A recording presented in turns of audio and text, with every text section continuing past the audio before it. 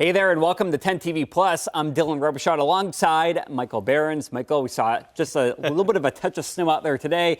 Now, folks are probably thinking we're getting snow later on, but we're actually getting rain. Yeah, I mean, we're kind of lucking out here when it comes to avoiding the messy weather in Columbus. We had the first system to our south. I mean, there were winter storm warnings earlier this week down there. Now we have another system toward our north. We're just kind of stuck in the gray. And these storms are like airplanes on the taxiway taking off. It's just one after another after another. Yeah. We had one last night, a second one today, third one this weekend, which could be impressive based on the track of it. So yeah. Let's hop right into it. Of course, the big story today is that we're tracking our next system, but it will be wet instead of white, which is hard to believe. You're thinking, oh, it was so cold out there this morning. How on earth is this going to be rain? Well, because things are going to be warming up. The system is actually coming from the south. That's going to usher in some milder air. We'll talk more about that in just a bit. Heavy rain at times overnight tonight. Freezing rain northwest, not in the metro area. We're talking like northwest Ohio. Think Toledo, okay? That's where they're going to be looking at that messy mixed bag up there. So, of course, if you have to travel up in this direction, just be careful. Marion County, Morrow counties, these couple of counties in our viewing area do have that winter weather advisory that began at 1 p.m. and will expire at 7 p.m. tomorrow, or 7 a.m. rather. Why a winter weather advisory? Because there will be pockets of freezing drizzle and there could be a few snowflakes kind of mixing in from time to time. And in fact, within the past couple of hours, we got some brand new weather data, and I actually took that freezing line and pushed it further to the northwest. So that's good news. Things are trending in our direction. For the most part, though, too warm for any kind of snow. You want your snow? Head to Toledo, because they'll be looking at some across the northwestern part of the state overnight tonight. Really a mixed bag of precipitation. So now as we roll this out, 2 o'clock this afternoon, there could be a few snowflakes and whatnot that might mix in, maybe even a sleet pellet or two. Generally speaking, though, very quickly we see that transition to rain. Southeast of the area, we really struggled to get any kind of rainfall here. And then we actually have a break in the activity by about 7 p.m. Then as we head towards 10 o'clock, now all gears are cranking, all right? We're going to put this puppy in third gear as we head towards midnight. Now we get some heavier downpours. By 4 o'clock in the morning, though, take a look at how quickly this cuts off, all right? From west to east, we see the showers come to an end, and then the system is trying to drag in a little bit of cold air. You'll notice that Bucyrus, Marion, out towards Kenton, we could be looking at a few flurries heading into the 6 a.m. hour, and then that's it. The rest of the day is looking pretty good. So as we talk about rainfall here, about 1/4 inch. That's nothing that's going to eradicate the drought that we've seen in parts of the state, but, you know, it's better than nothing. We are riding a bit of a rainfall deficit. We've only had 1/4 inch so far for the month of February. So when you look at it compared to where we should be, it's about 1/2 inch below normal. Things are a little bit dry, and so we could use any kind of rainfall that we can get. Speaking of rain, take a look at this right here. Saturday, 80% chance, 30% chance on Sunday. A couple dry days Monday and Tuesday, and then back up to a 40% chance by Wednesday of next week.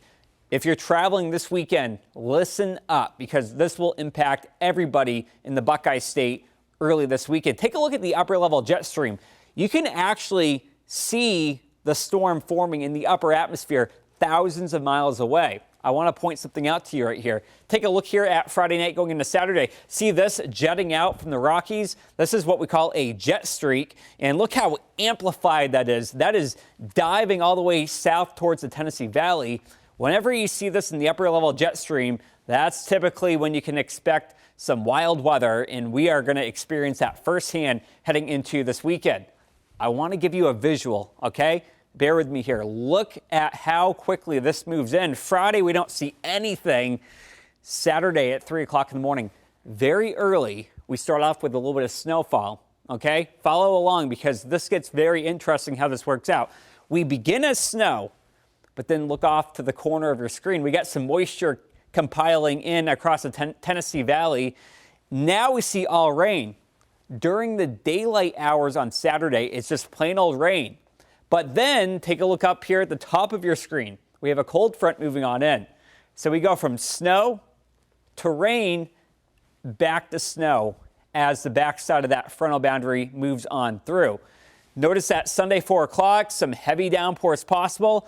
but we are carefully monitoring that freezing line, and look how fast it moves on in. By Sunday, 11 o'clock in the morning, we could possibly see a couple of inches of accumulating snow in Ohio, and then eventually we see lingering snow showers through the remainder of the day on Sunday.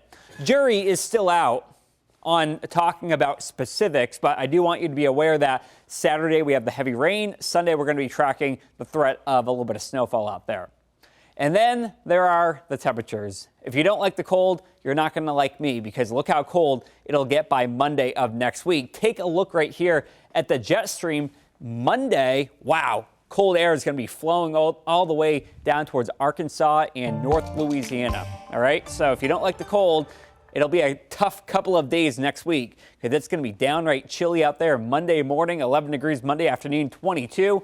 And then heading into Tuesday, we're looking at the return of the sunshine. Temperatures cold. And in fact, Monday's temperature will probably be the coldest that we've experienced since that third week of January. Wow. When we saw single digits in the morning. Yeah, so we are definitely in the throes of winter right now. And I mean, we are missing out on the impact largely from these first two systems here in Columbus. But Sunday, that looks like that could be messy. Sunday, yeah, it could be interesting. And we're not alone, because millions of other Americans, too, will be experiencing winter weather. Yeah, absolutely. These systems are impacting a large swath of the country. And when it comes to this blast of wintry weather, like you said, it's not just us here in Ohio. Tens of millions of Americans have been under winter weather alerts as a result of the three systems that are hitting back to back to back. Areas from Kentucky to the mid-Atlantic are dealing with inches of snow after the first system began yesterday.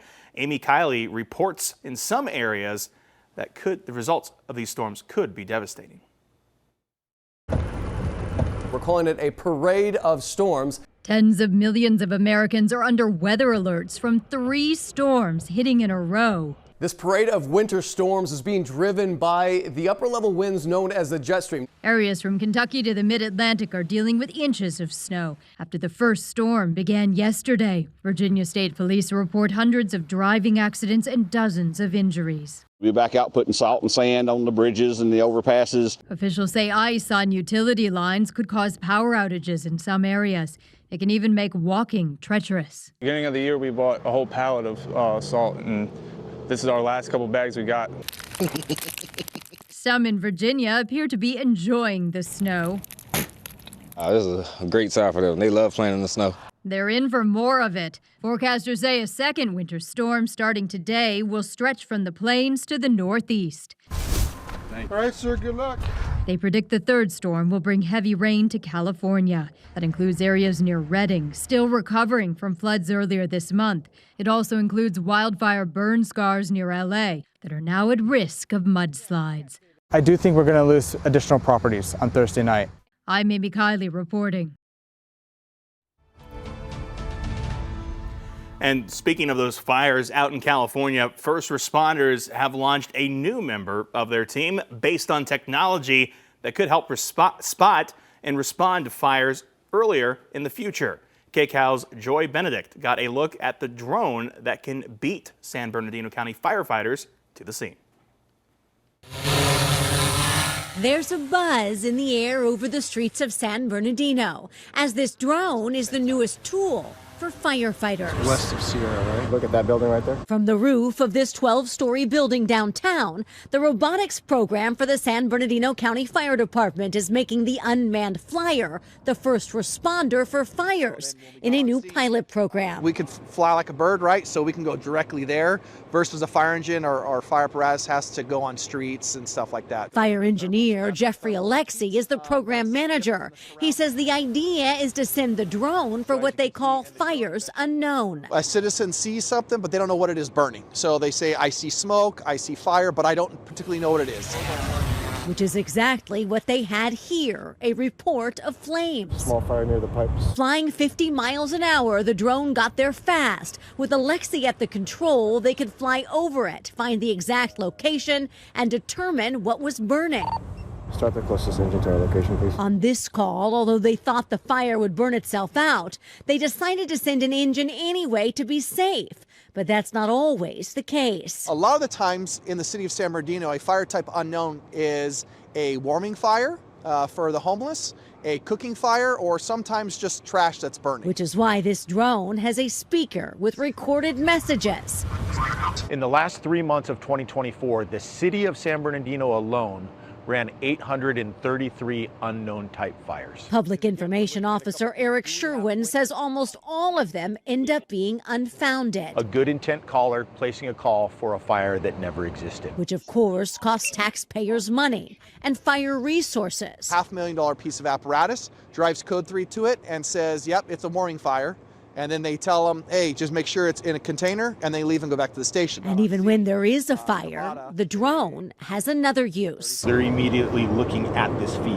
Firefighters have access to the same drone feed on tablets and trucks and can see what's going on before they get to the scene. So right now, this program is specific to this part of the city of San Bernardino. However, if it's adopted, it would then hopefully spread to different communities within the county. The ultimate goal is not have us standing on the roof, but we'll have drones in boxes strategically placed around the city, and they'll autonomously take off and go to that call.